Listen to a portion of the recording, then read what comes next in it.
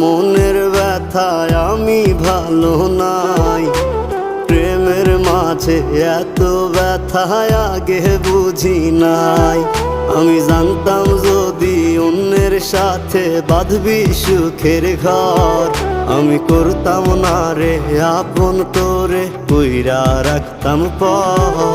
আমি জানতাম যদি অন্যের সাথে বাঁধবি সুখের ঘর,